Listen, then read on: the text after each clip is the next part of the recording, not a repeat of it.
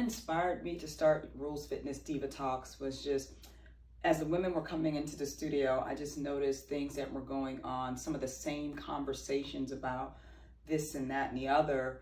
And I kept getting asked the same questions about, well, what do I do about this? And what do I do about that? And even within myself, I realized we all have almost the same common struggles, self-conscious about our body, what to eat, going through menopause. And I think it was just time to expand on those conversations and provide an avenue, because I feel like it's not just limited to the conversations in this space, that it transcends outside of here too. And there's a lot of things on the internet, and while I'm no expert, but I just want to open a dialogue to get conversations going so that we can move through this one and change these things by one habit at a time.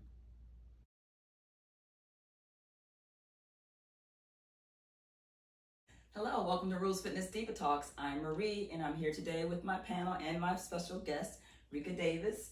She is a certified Reiki master. She's also an author, a coach, and a healer. And you remember Hope from our previous podcast. Before we get started though, I want to tell you how I met Reka. I was in a place in my life where I was searching and dealing with some shadow work, and I was just like, there's got to be something out there, because I'm not the typical person. I'm always seeking to learn and expand myself. And I went on Groupon. Yeah, that's a great place, right? And so I just searching different things, and I came across Reka, and I saw this picture, and it looked like no disrespect, it looked like an older lady, and she had this little cap on. I was like, she looks like she's got some wisdom to impart, and I just sensed that in the picture. So I was so excited. I was like, I booked the appointment, and when I got there, I walked in, and she was there. The place was smelling great, and I was like, oh, this lady, she must be helping her mom. I was like, but I felt like I knew her like from a long time ago. Like I had a really instant connection, and next thing you know, I was like, is it her? She said, go ahead, get on the table. I was like, she's too young. How is she gonna impart any experience? And this is when you don't ever judge a book by its cover, because you never know the path that someone's walked before you. And it's just like, okay, after the session, I was like, oh, this girl is dope. This girl got game. I was like, and then I believe I told you afterwards, like, that picture. I was like, that was you? Like, I didn't think that was you. So it was really amazing. I definitely remember that. But I went on several times, and it was very, very useful, very inspiring. And I'll tell you exactly why I stopped coming, because it got a little too real, and I wasn't ready to deal with some of the things that was coming up. But I feel like every woman, if you're trying to become the best version of yourself, that this is definitely one of the tools that you can use. But before we get all into that, I want to talk about how you got into Reiki. Tell us a little bit more about yourself and where you're located. Okay. So my name is Reka Davis. My business name is Angels of the Soul, LLC. I'm located in Temple Hills, Maryland, Old Branch Avenue. I have a wellness, lifestyle, and beauty boutique there. I got into Reiki because I got sick. So I was physically sick. My body started to shut down on me, nervous system all over the place. And I was diagnosed with fibromyalgia. Well, I didn't want to claim it. I was just like, nope. All right, you gave me something to start with, and now I'm going to try to find ways to heal my body. Right. I didn't really know anything about that, because it was like, oh, take a BC, rub some green alcohol on you, pray about it. But these were all of the tools I had growing up. So I don't even know where the idea that, oh, you can heal yourself came from. It was just a thought like, nope, I'm not taking medicine for the rest of my life. No, I'm not going to be in pain the rest of my life. I just felt like I was losing control. So it took a few people to say, you should try Reiki. And I didn't know what it was. I was like, no, my name is Reka. What are you talking about? That was funny. I thought, is that your real name, or did you change it for the business? I literally thought that too. I was like. So I was like, it happened to be a coworker of my husband's who was teaching yoga at Spiritual Essence Yoga around the corner. And I was just like, I don't know what you're talking about. Okay, whatever. And then a stranger at a crystal shop said the same thing because she saw me with an energy medicine book. And this was all new stuff to me. Right. A psychic had told me to try a book called Hands of Light because I was going to physical therapy, and I was like, she has magic hands. She knows exactly where to touch to make the pain go away. And I was like, I wish I had magic hands like that. And when the psychic said, oh, read this book called Hands of Light, I was like, okay, whatever. I'll go find it. I'll see what she's talking about. And then that led me to looking up life path numbers. And once I figured out what my life path number was, which is numerology, and I'm a life path 1, and it said, whether you know it or not, you're a natural healer and you have healing hands. I was like, oh my God, I thought I made that up. Heal myself. I thought I made that up. Like, oh shoot. So I went back to the original person. I was like, sign me up for the class. I'm gonna do it. Let me just teach me how to do it. I had never had a session. Right. So just teach me how to do it. I took the class. I started working on myself. I told my general practitioner and my rheumatoid arthritis doctor, I was like, yeah, I'm learning Reiki. My GP was like, oh, you're not coming back. I was like, huh? Wait, what do you mean? what? She was like, you're not coming back. I know people that learn Reiki and then they started doing their own stuff. So why wouldn't she have just recommended that from the get? What? I'm sorry. That was a dumb question. I'm sorry. That was, really? Oh my God. If she could lose her clients like that just by saying, oh, go try Reiki. That's not what she was going to do. My bad. So I started working on myself and I did not go back. I did not go Amazing. back. And gradually I started seeing the change. I told my rheumatoid arthritis doctor, because I was trying to get a medical marijuana card. He was like, no, we really can't do that. This office doesn't do that. So I was just trying all different types of avenues. And I was just like, you know what? Start weaning me off my medicine. It's like, really? Because people don't usually get better. They either stay the same or get worse. It's like, just start the plan. And he started the plan and he was just shocked. The more I was like, no, I haven't had any issues. No, I haven't felt anything. I mean, I did try CBD. I did try marijuana. I was doing yoga. I was doing different types of things. But I was also doing that self-healing. I didn't really do it as a business at the beginning. It was just for me. And I have been pain-free and weaned off of my medicine for about 5 years.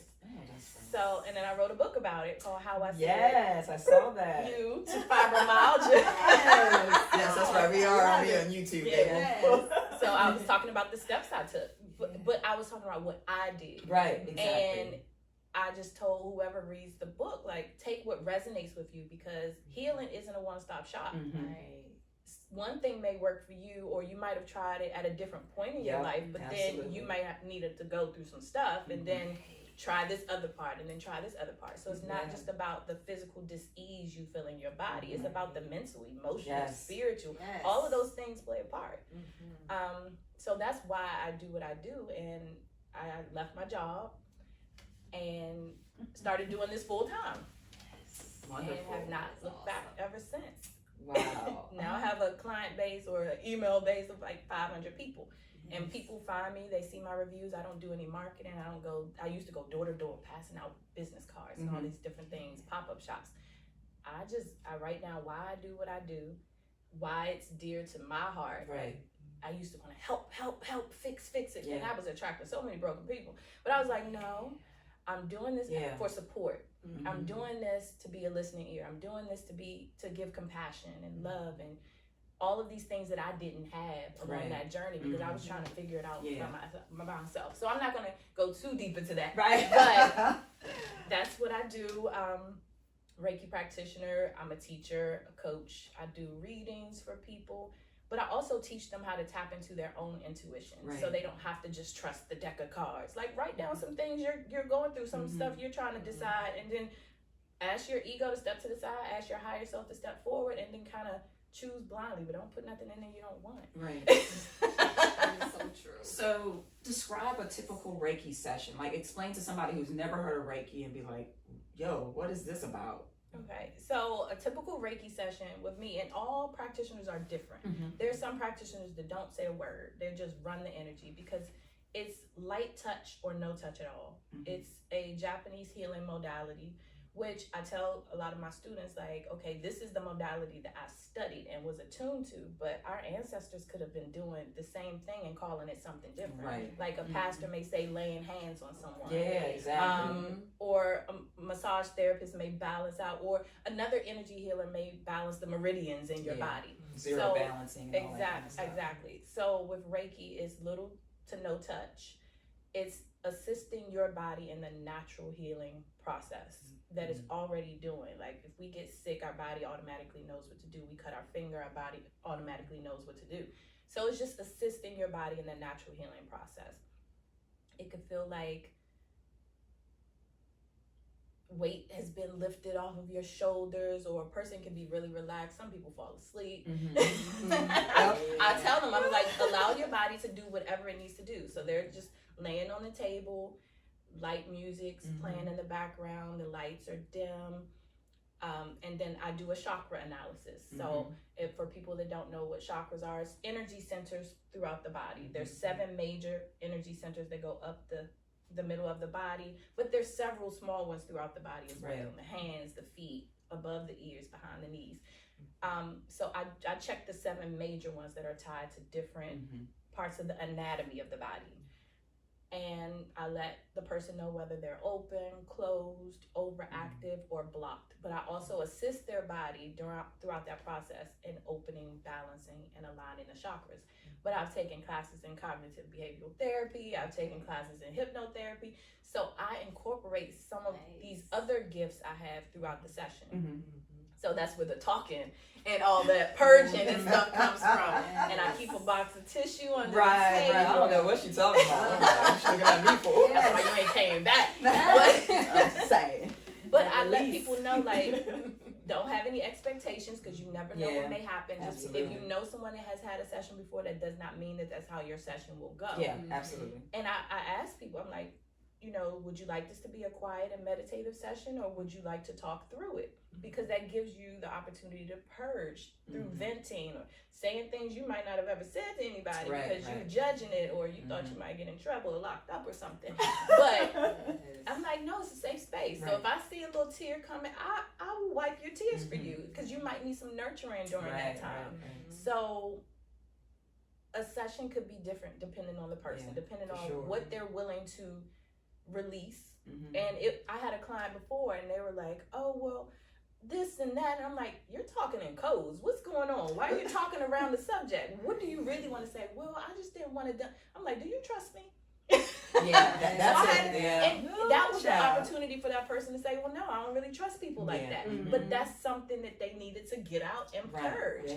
And a lot of times I ask the client, like, okay, well, what advice would you give someone else if they were in that same situation?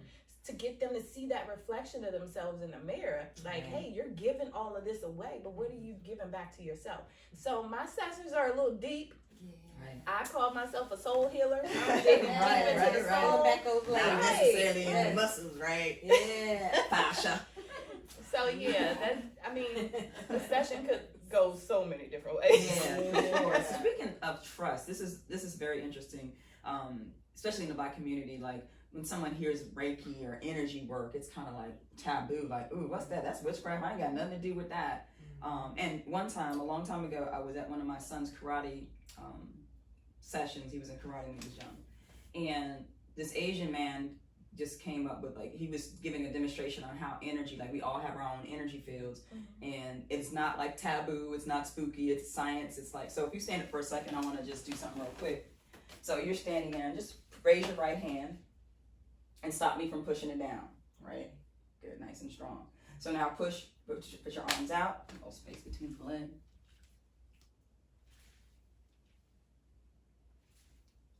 That. Now put your right arm back out again, stop me from pushing it.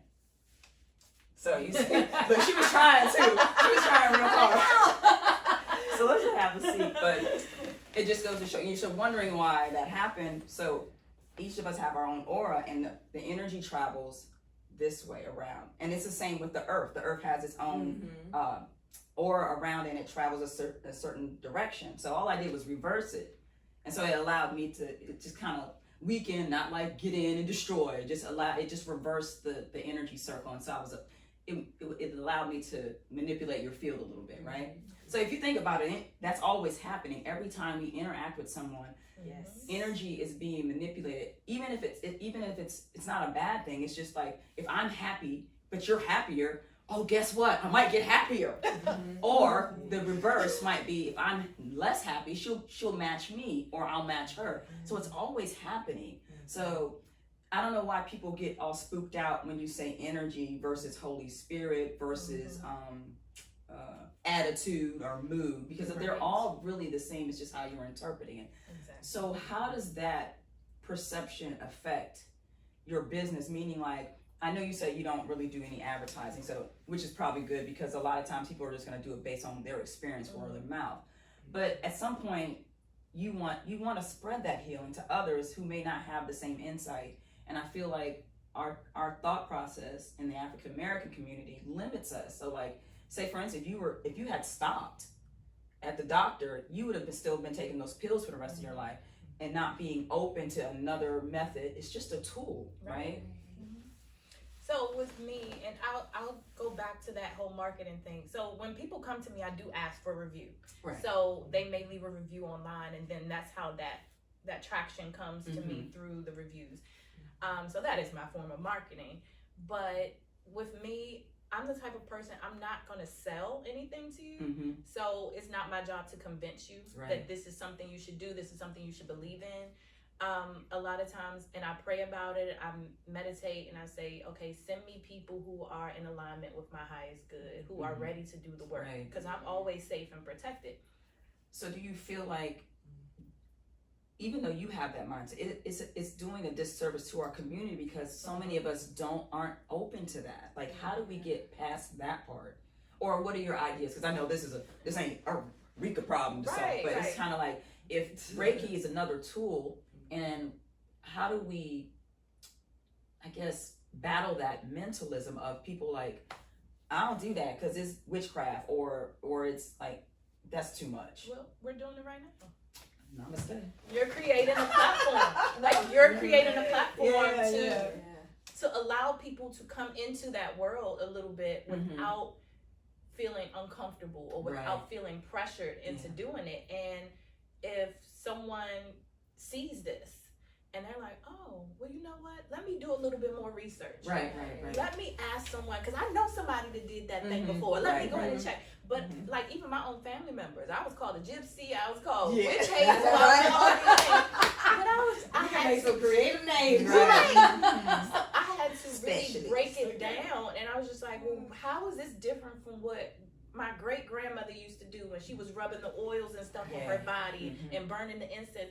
My great grandmother used Florida water a long time ago. I just thought it was an old people cologne. So now I see it again, and I'm just like, and so I'm asking questions to those people who may throw that projection back on me, or think about, oh, the roots back in the day, and then this back in the day. I'm like, that has nothing to do with me. I'm of light. Yes, right. I've had people say like, oh, that's against my religion. I'm like, what's your religion? Oh, okay. You know, that's totally fine. Right. But I'm here if you need me. So I just... Yeah, because the purpose is to heal. It's not to hurt. And I think maybe some people get hung up on, everything can be used for evil. But if you're in a space where you're trying to help women and heal, then there should be no reason you shouldn't be open. I mean, like you said, not all tools work for everybody the same way, and then at the specific time that you need it. We ain't gonna go back on that. But just like you said, I hope this will give you an opportunity to look into it more, because Reiki is a wonderful tool to help add to your, I call it my healing team. You know what I mean? So it takes a village when you're trying to heal. Exactly, and it's just a tool in the toolbox. And I was telling a student yesterday that I'm like, it was even on Grey's Anatomy. Like, they have Reiki practitioners that can go into the OR to run energy on their client while they're getting surgery. They now added to insurance as an alternative form of treatment, just as support for that natural healing process. And so it's like, it's now on what do you call it, reality TV. Right. If we keep adding this information to all of these different platforms, people will then decide to take their power back in different ways. And like, you know what, let me just give it a try. Right. What am I really afraid of? How can I break a cycle and do something different? Because am I just doing this because somebody else told me not to? So, Right. or am I not doing it because somebody else told me not to? So it's gonna gradually happen. And I thank y'all because y'all filling in my books. I'm grateful. Yes. I'm grateful. Yeah. Yeah, that's wonderful. So with this journey, how important is it that, how does Reiki play in with the mentalism? Like, how does it help with the mental aspect of all the things that we deal with in life? Well, it helps to balance that energy because that energy is around us. We have that energy within us as well. So a lot of people have a lot of trauma that they've experienced that cause triggers that make a person feel depressed. And I express that to my clients. I'm like, deep suppressed emotions, depression.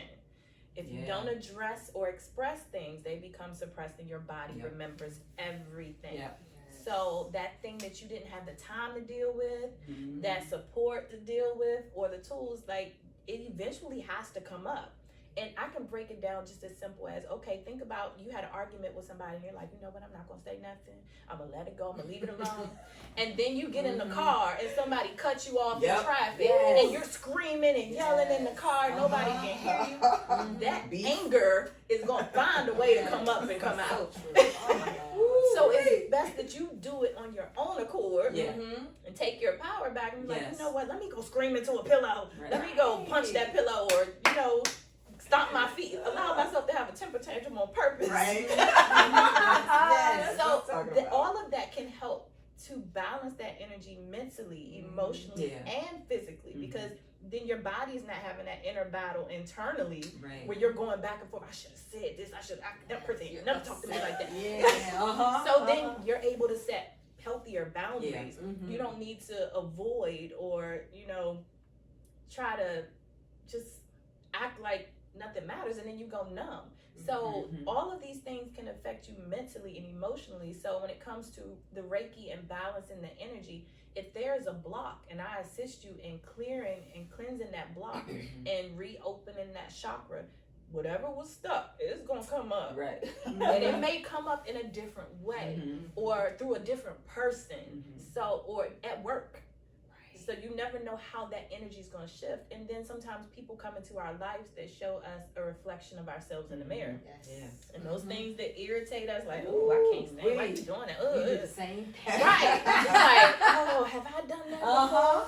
Have I said It's all that before? projection. Exactly. So I'm like, okay, you keep attracting broken people or broken situations because you keep telling yourself you're a fixer. So why you keep trying to fix people? That's enabling them, and they're going to always want access to you. So people say energy vampires. No, you're giving that energy out. Right. You're not allowing a balance to happen where you're receiving just as much as you give. So a lot of that can play out, but a session isn't a one-stop shop. But I tell people, like, the real work starts after you leave. I am assisting you and giving you this safe space. Some people are avoiding therapy. So it's like, oh, if I can come to you and tell you all my business and then get the balance and the energy at the same time, I'm like, okay, whatever you need to tell yourself. But you know, you might need to sign up for therapy. Right. But I'm not a therapist, and I tell people, like, hey, you know, it's a good tool to talk to somebody. Well, my family doesn't do that, and then I'm like, who? And are you going to be the person to break that cycle, to do something different? What legacy do you want to leave behind? So I'll throw all of it. I'm like, I might trigger you. I know that's right. I know that's right. But I like the fact you're kind of like my first hairdresser, my first locticianist. I'm sorry, hairdresser, lock specialist. When I was converting from natural hair to locks,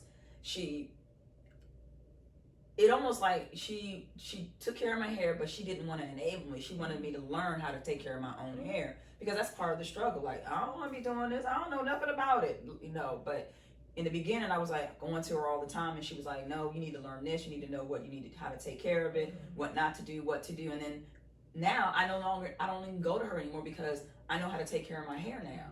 And so it was like, wow, that's great, because you want your clients to be you don't want to have like be part of their problem that they have to depend on you, and then in the meantime you're wearing yourself out because they're treating you like a role that you're not supposed to be in. You're supposed to be healing. At some point you go and you receive the healing, you're like, you know what, Reka, you did such an amazing job, I don't need you anymore.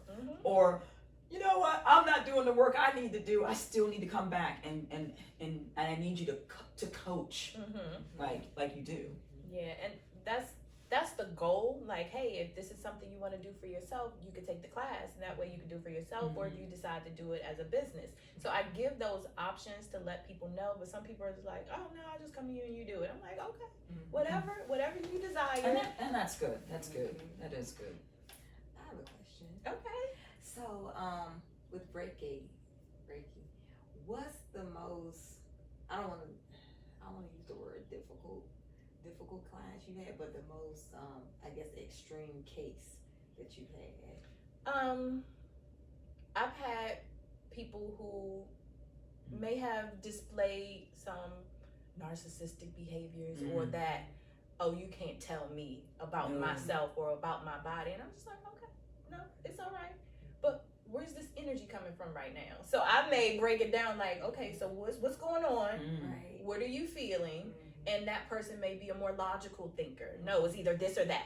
There's no middle ground. So I'm like, okay, well, where did that come from? Who does that remind you of? Does that remind you of somebody in your family? So I don't project that energy back at them, but I stand in my power. That's what I'm there to shine my light. And I'm never gonna match somebody else's energy. So I'm just like, okay, so what was your intention for this session again? What were you trying to get out of this? And I try to make that known from the beginning. Like, why are you here? Right. Yeah. What are you expecting to get from this? And, you know, this session can go either way. But a lot of times when I don't feed into, my throat chakra is clearing. When I don't feed into that energy, they're able to do something different, because if that person is used to somebody else giving them that fire back, you know, it's like, that's not what I'm here to do. No, I am safe, I am protected, I'm good. Yes. But I never look at it as difficult, because it's a time for me to either learn a lesson or blessing, because I'm providing healing, but I'm also receiving healing at the same time, because that universal or that God energy is coming through me. I'm a vessel. I'm not the one doing the healing. I'm not the one fixing anything. I'm just assisting. Right. So if that happens, I then learn, okay, this has never happened before. What boundary can I set in this moment for myself? How can I lead by example so this person has a different tool to interact? So I may say, okay, what's going on? Do we need to, like, you ready to go? Right. Yeah. You know I'm going to be in the session. It'll be times where I'm like, okay, I don't think this person's going to ever come back. But then they call me back. It's like, hey, remember that day? And what you said? And this, I'm like, oh, okay. Yeah. I'm glad to hear that. Do you remember what you tell clients during the session? Yeah. No. Yeah. And I've had clients, I tell them, I was like, don't expect me to remember what I said, because I disconnect. My disconnect game is good. Well, not only that too, you're channeling. It's like you're calling on your team. Like I heard on I think it was either a clip that you were talking. You like, I sage the spot. I call on my ancestral team, and so who's to say like at that time you're being used? Right. You know who's. I could be a messenger. Yeah, messenger. Through that That's time. the word. Yeah. So, and it'll be sometimes I'll play music, and then messages will come through the music, because I don't always play yoga type music. Sometimes I'll play lo-fi music. Sometimes I'll play soca music. It depends on that vibration that person is on. Right. So I try to meet them where they are, and then help to raise that vibration at the same time. But yeah, I disconnect. I disconnect mentally, emotionally, physically, spiritually, psychically. Right. I think that in my head, and I'm just like, okay, do this every time. Yeah. And that's me connecting with my higher self and my spirit team, delegating some of those responsibilities. I'm like, okay, always put me in a bubble of protection. Okay, nothing but love and light can come in, nothing but love and light can come out. All right, spirit team, I need you to add some symbols around this room. I need you to add some layers of protection. Make sure no one comes here that doesn't belong here. So funny, right. It's real though. I do the same thing with the studio. I'm like, I'm attracting like-minded women, positive energy who only want to help and heal themselves. Right. Because if you don't, I mean, why come into a space if you don't want help? Mhm. Why to cause war or Exactly. or anything negative? Yeah, and I tell people all the time. Well, let me go back a little bit because I did just have a little brain fart. I was like, what was I about to say? But that layer of protection and me disconnecting, that's how I'm able to do what I do and not take on everybody's stuff. Because a lot of people like, oh, I'm an empath, I feel everybody's stuff. I'm like, well, stop claiming that. Right. That's making you a sponge. You're gonna absorb this because you keep giving that thing energy. If you don't like the way it feels, then don't claim it. Yeah. So I'm just like, no, I won't remember what we talked about. Refresh my memory.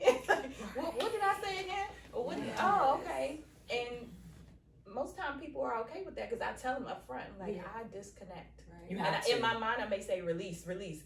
People don't pay rent to be in my head. Yeah. So if I'm constantly Absolutely. thinking about something after the session, I'm like, okay, go soak in a salt bath, go stage yourself, go do something fun. Yes, for you real. gotta have your No, you do.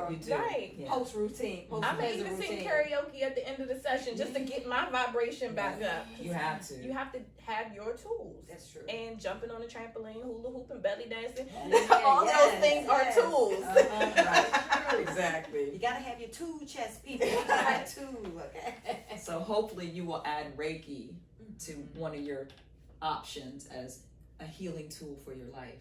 Remember, it's a journey. It's not a thing that you just do occasionally. Health and wellness is a journey, and talking about it in a space like this is a great start to get exposed to these kind of things. I'm really excited that you guys came out today. I do want to say, if there's anything, if you had 5 minutes to showcase yourself to the world, what would you say in regards to Reiki? I am a walking, living, breathing testimony. So if you are on a journey and things aren't going the way you desire them to go, then allow yourself to see your reflection through me and know that you can make it through. Healing takes one step at a time. It starts with the way you think and then the way you speak and the actions you take moving forward on your own behalf to help you build those solid foundations. But some of that stuff may need to really shake up and fall away for you to then decide, does this make me happy? Does this bring me joy? Does this bring me a sense of peace?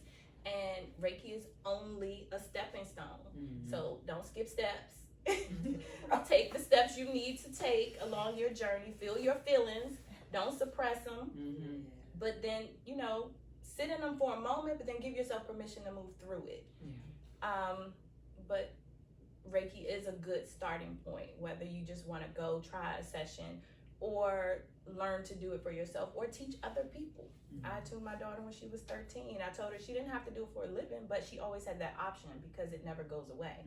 And it's just you opening up your own natural abilities that you were born with. Anybody can be a healer. We're all healers in our own right. It's just how we utilize that for what flows for us naturally through dancing, through some other form of physical touch, or just compassion, or being of service. So it's nothing taboo about it. It's we're already doing it. So, that was less than 5 minutes. I mean, I was like, keep talking, girl. So again, just let everybody know where they can find you in real life, social media. Okay. So most of my platforms are my name, Reka Davis, Reka, not Reiki Davis, but Reka Davis, Reka Davis. My website is rekadavis.com. On Instagram, Facebook, Reka Davis. TikTok, it's Reka Davis on TikTok. And or you can Google my business, Angels with the S of the Soul LLC, and that's how you can find me. And I'm in Maryland. Yes, Maryland's in the house. Book. Yes, and then also, how do they get your access to your book? My book is on Amazon. It's called How I Said. You can Google. You can look up my name, Reka Davis, because the FU part it has a couple of different characters in there. It's not spelled out completely. But if you just go on Reka Davis, but also on my social media platforms, I do have a link tree. So Yeah. my link tree is linked to my Amazon store. So I have an Amazon store as an Amazon influencer, and it has my book there and just different items I recommend that I've tried out throughout my journey, whether it's singing bowls or different cleansing products or just regular household items. So that's a good way to find it, or just my name. My name is my brand, and my brand is whatever I want it to be. That's right. Namaste. Okay. Well, this concludes another great episode of Rulz Fitness Diva Talks. Make sure you subscribe below, like, and share. Namaste.